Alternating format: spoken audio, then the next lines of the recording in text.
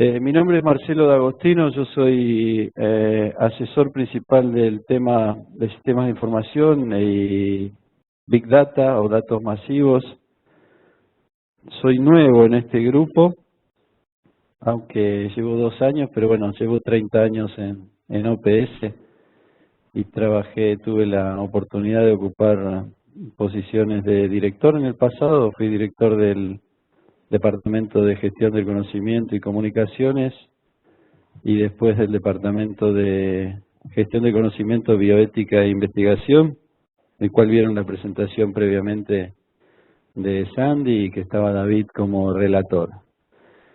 Lo que yo voy a presentar hoy es lo que llamamos una visión renovada del tema de sistemas de información. Está muy alineado a muchos de los comentarios que se hicieron ayer, tanto formales como informales. Y esto responde a un mandato de la doctora Carissa Etienne, la directora de la OPS, que su nacionalidad es dominica y que ahora tenemos el agrado de que va a ser reelecta porque es la única candidata, es decir, va a estar 5 años más en la dirección de la organización, y nos planteó como desafío plantear un proyecto con un marco conceptual de sistemas de información para la salud.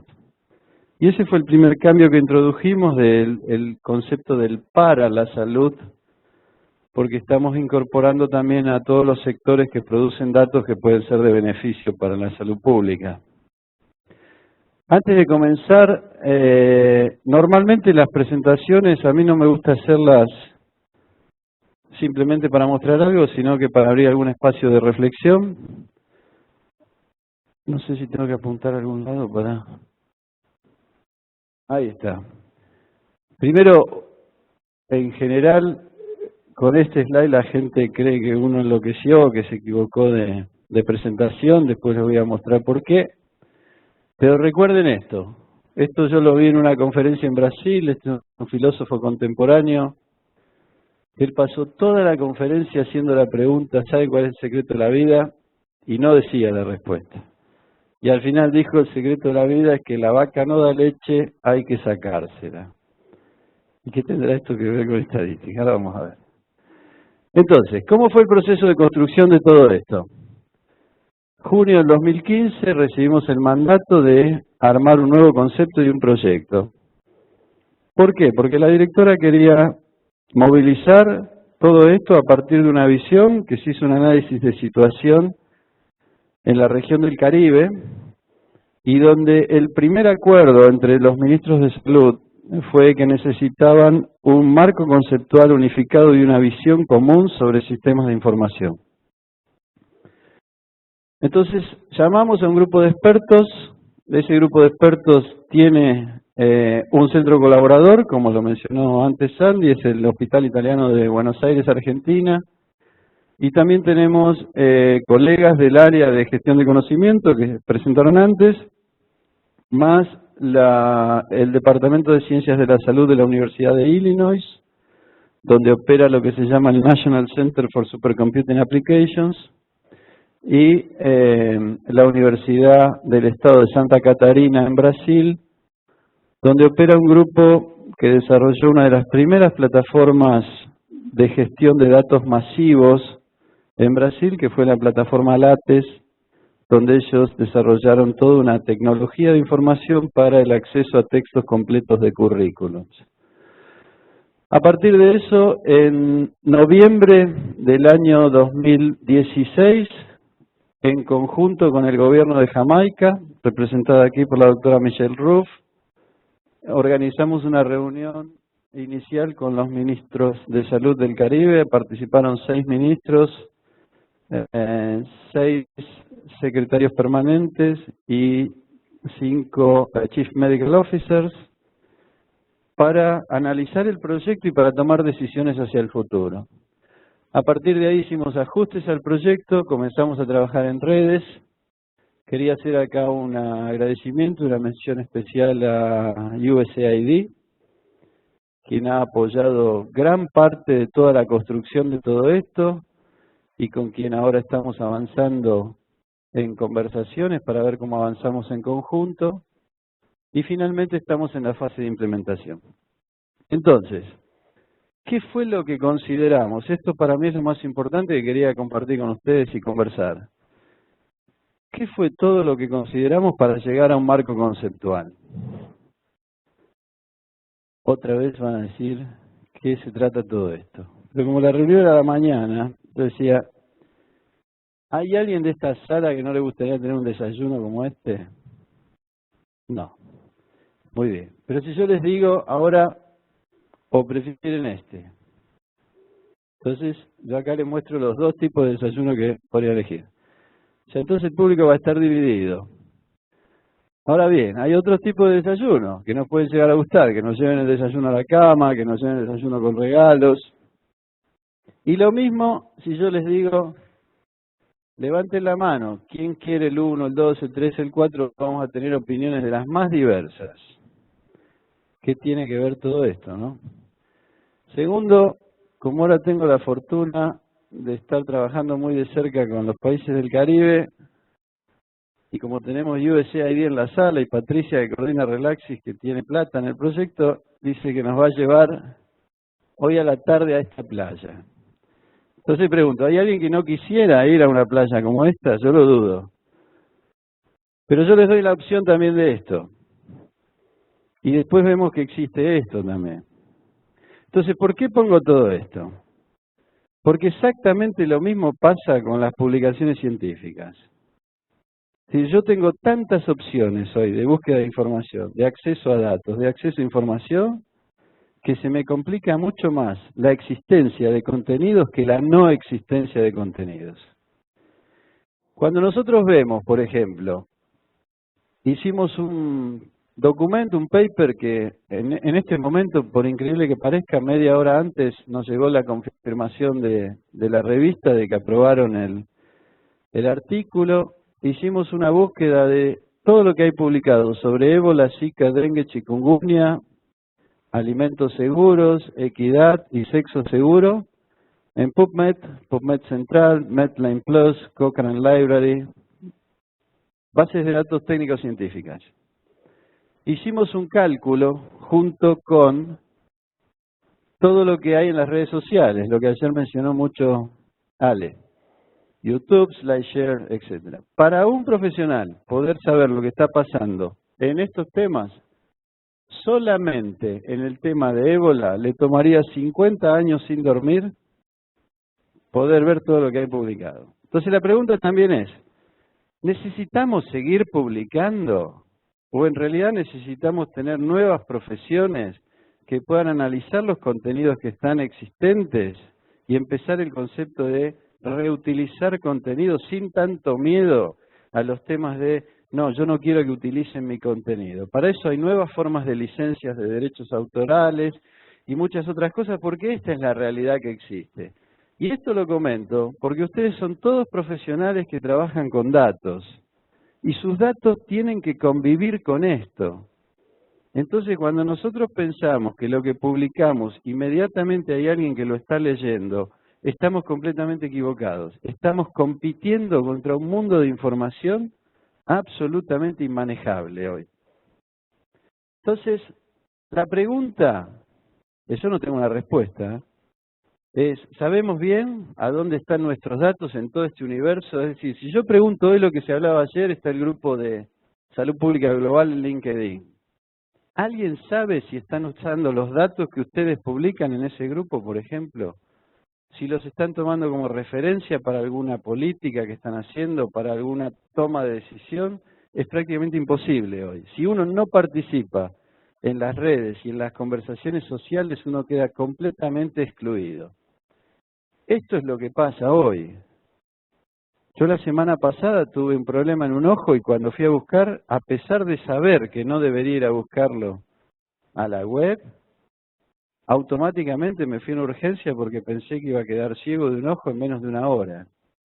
Por todo lo que me aparecía, apenas yo le puse simplemente ojo rojo, un poco inflamado. Entonces, fíjense, esto es una situación común hoy. Y la gente El 90% de la gente no va ni siquiera a ir a buscar a Medline, a PubMed, ni a ninguna base de datos especializada. La gente va y busca en Google. Esa es la realidad. Entonces también yo no descarto la posibilidad de que las instituciones también acepten esa realidad, de que las personas nos buscan por esos buscadores y no por ir a buscar la información a nuestras páginas. Yo les puedo asegurar, no vi las métricas de la web de Relaxis, pero que el 90% de la gente llega por búsquedas que hace y no por hacer www.relaxis.org. Eso ya no existe más. La gente busca en los buscadores y es ahí que llega. Entonces, ayer Patricia me decía, si tenés alguna recomendación para darnos, si yo tuviera una sola recomendación para darle a la web, que me pareció fantástica, es que no se preocupen tanto por la página principal, porque es lo que la gente prácticamente ni mira ni accede. Preocúpense más por la clasificación de los contenidos para ser encontrados.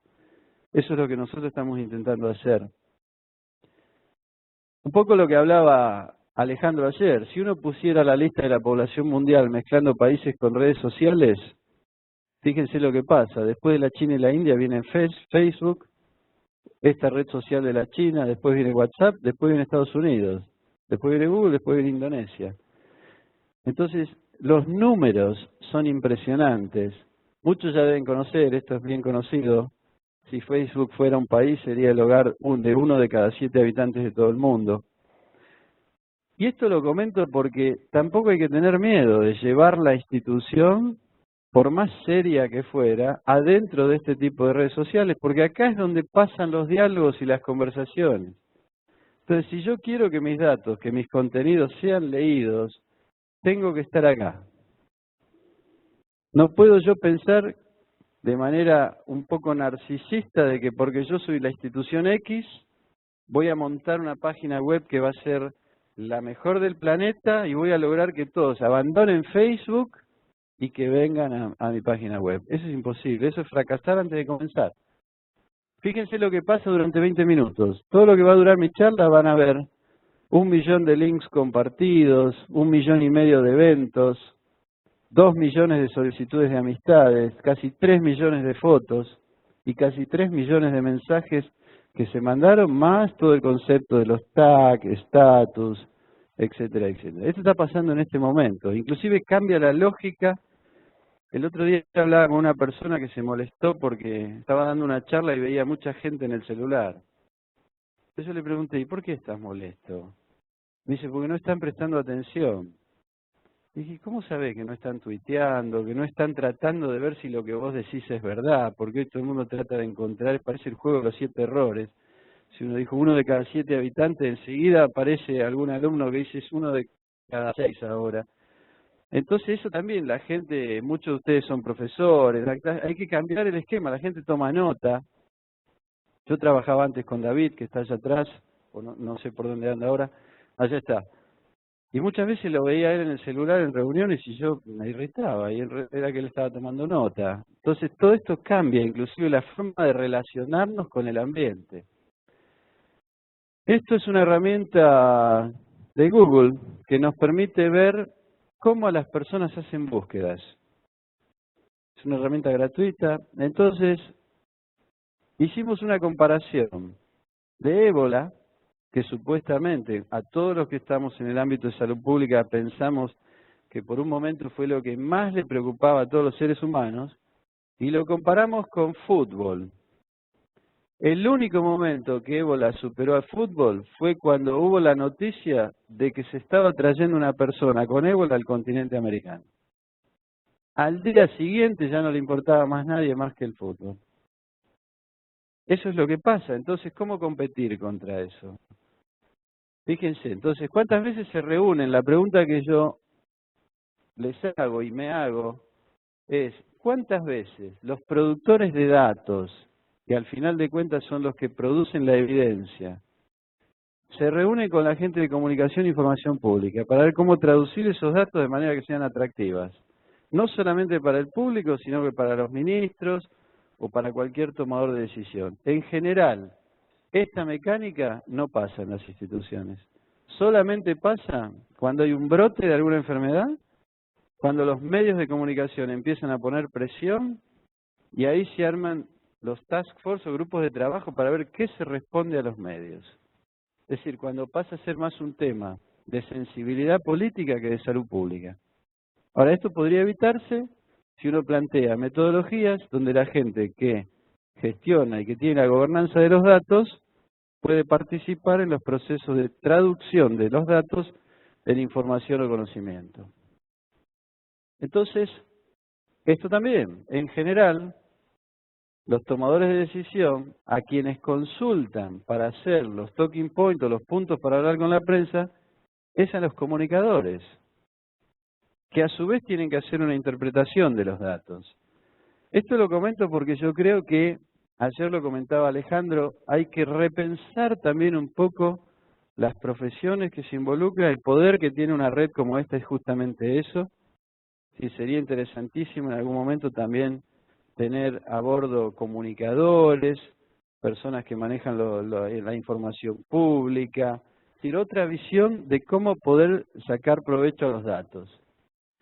Esto también es una búsqueda para un proyecto que fui invitado del programa de salud familiar y comunitaria. Entonces estaban con la preocupación de adolescentes, con la preocupación de sexo seguro, mortalidad materna y todo eso. Entonces, primero vimos cómo buscan. Este pico aquí fue porque una modelo comenzó a hacer una campaña sobre el tema de sexo seguro, pero después hicimos un análisis y la forma en que nosotros publicábamos la información y traducíamos los datos en información era cómo los adolescentes la estaban buscando y comparado contra otros temas. Entonces fíjense, verde es de nuevo fútbol, amarillo es la marca de ropa Victoria's Secret. Estas líneas que no se ven es lo que estaba pasando antes cuando no los comparábamos.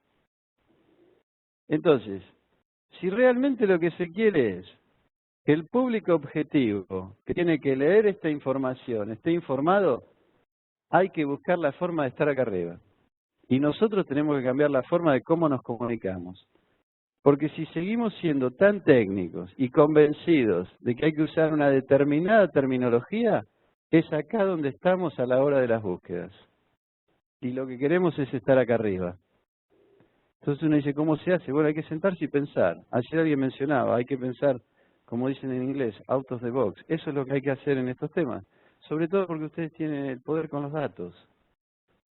Entonces ustedes pueden guiar la conversación. Esto es la misma pregunta que ya les hacía, ¿no? Es decir, procesamos datos pensando en el público objetivo, sabemos quién es ese público, qué necesitan, cuándo, dónde y en qué formato.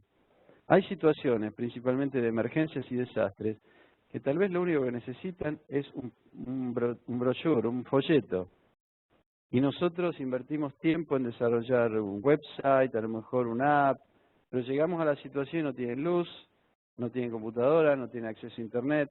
Entonces, estas son las discusiones que hay que tener a la hora de producir datos. Fíjense lo que pasa hoy también en el mundo de la web. Los dominios .com, .net, .org, etcétera. Hay 120 millones de dominios activos. Sin embargo, ya hubo 400 millones que fueron eliminados. Aparecen 260.000 por día, solamente .com. Se eliminan 90.000 por día y se cambian de nombre 100.000 por día. Por eso es que yo digo, no nos preocupemos tanto por la página principal, porque las páginas principales navegan en este caos. Entonces, lo importante es que yo tenga bien clasificados los contenidos que están en los portales y no me preocupe tanto por la página principal. Fíjense otra cosa que se hablaba ayer. Yo sé que hay mucha gente es contra esto, pero estos son artículos publicados en las revistas científicas más importantes. Fíjense los títulos. Una nueva fuente de información de vigilancia epidemiológica. Los likes de Facebook. El que viene es mi preferido. No, perdón, el siguiente. Pero fíjense este. Usted es lo que usted tuitea. Analizando Twitter para salud pública. Estamos hablando de Johns Hopkins, del Journal of Medical Internet Research, Health Affairs. Fíjense, tómese 2 aspirinas y mándeme un tweet a la mañana. Toda la relación médico-paciente que se produce a través de las redes sociales. Entonces, claro, la gente que trabaja con datos y con datos estructurados tiene una primera contrarreacción a esto. Yo no estoy diciendo de que esté a favor o en contra. Lo que estoy diciendo es que esto es una realidad. Y no hay cosa peor que evadir la realidad. Entonces, la pregunta es que no estamos seguros si esto es simplemente parte de un mundo académico de investigaciones o hay algún país que ya lo está considerando para los sistemas de salud. Por ejemplo, nosotros con la gente de la Universidad de Illinois vimos, ellos tienen un proyecto en coordinación con la Universidad de Harvard, donde analizan lo que los alumnos están colocando en Twitter y en Facebook para detectar posibles situaciones o de brotes de enfermedades transmitidas por alimento, o si hay alguna gripe, o si hay algún problema de violencia o de seguridad.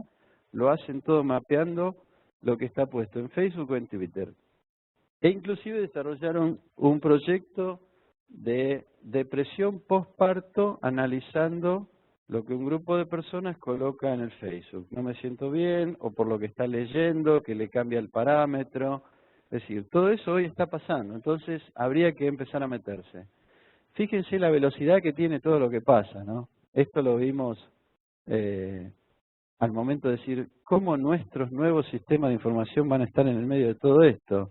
Se mandan 300 millones, 400 millones de tweets, se hace 1,9 billion búsquedas en Google, 95 billones de emails se mandan. Es decir, son números prácticamente inmanejables. El otro tema, fíjense la cantidad de dinero que se gasta en videogames y por qué ahora también todo el tema de educación para adultos está empezando a utilizar todo el tema de los juegos. No es poca cosa, son 85 millones de dólares. Entonces, también la realidad es volver a preguntarnos qué espacio ocupan los datos que se producen en cada país en este caos de información que hay dando vuelta. Vuelvo a repetir esto, sigue siendo lo mismo, después al final descubrimos. Entonces el modelo de la OPS, no voy a ser muy repetitivo, no estaba ayer porque justo tuvimos una reunión que nos llamó la ministra de Salud de Nicaragua, pero me dijeron que el doctor de Cosío presentó algo. ¿Qué es lo que hicimos? Basado en todo ese contexto tratamos de encontrar algo que se pueda marcar. Desarrollamos lo que llamamos un marco de acción general de operación. A partir de un análisis teórico, utilizamos la teoría de sistemas de Mario Bunge, un argentino canadiense, que él definió que cualquier sistema, no de información, cualquier modelo sistémico, tiene componentes, ambientes, estructura y mecanismos. Todo esto los une.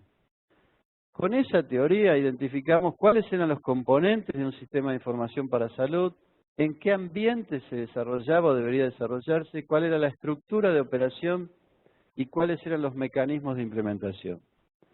Eso lo tradujimos en un marco táctico que fue nada más que traducirlo a un proyecto, con visión, misión, resultados esperados. A partir de ahí, desarrollamos el proyecto con 4 resultados esperados, que después les voy a ampliar estos 2.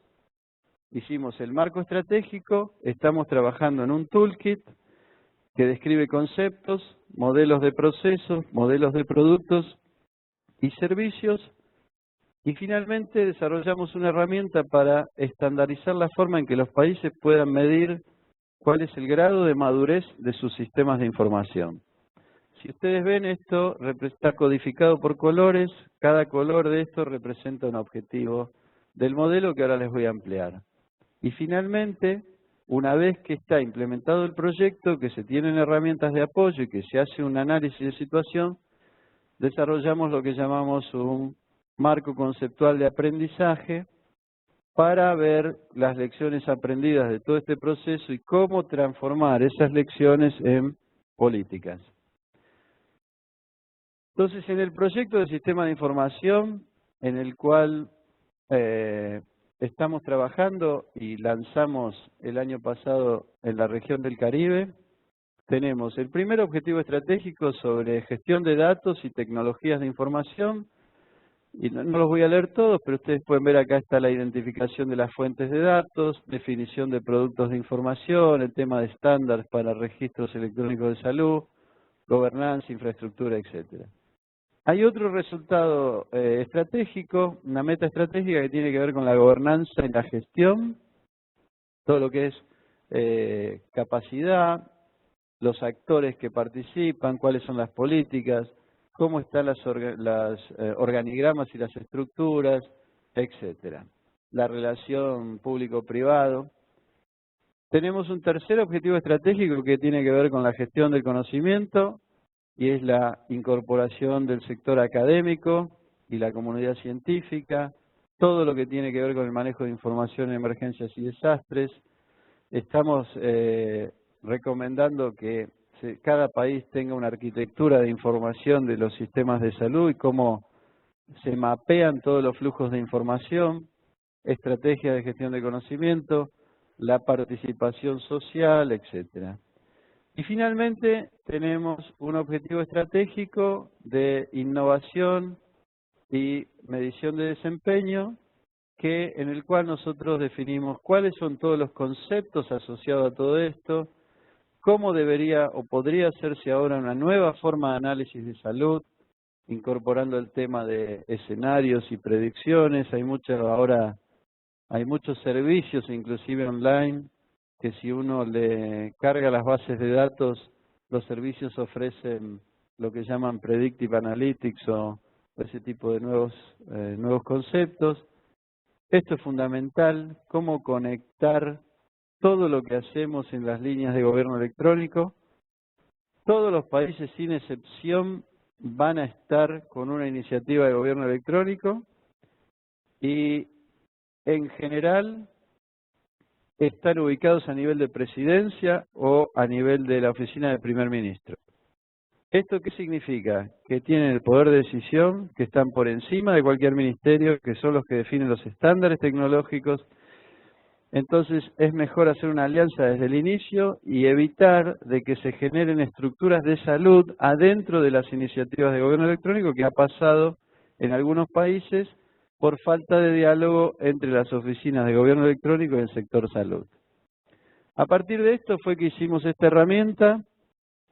De nuevo un agradecimiento a USAID. La finalizamos con toda una reunión de trabajo con expertos con el apoyo de USAID y después discutiendo ya planes futuros con la gente de Measure Evaluation, donde ¿qué fue lo que hicimos? Definimos 5 niveles. Esto simplemente es una codificación del objetivo estratégico y los resultados esperados. Pero nosotros lo que planteamos es un modelo que se basa en confianza, es decir, para los partners, los socios técnicos, financieros, centros colaboradores, académicos o proyectos de cooperación técnica, queremos que la fuente de evidencia para inversión de recursos humanos, financieros, infraestructura, etcétera, sea el resultado del estado de madurez de los países. Esta es la herramienta, no voy a entrar en detalle, pero la idea tiene un set de preguntas, tiene la forma de calificar esas preguntas y al final produce un gráfico que puede ser, uno lo puede ver, cuál es el grado de madurez por objetivo estratégico, cada uno de los 4 colores del círculo que les mostraba, o puede ser una visión general de todo.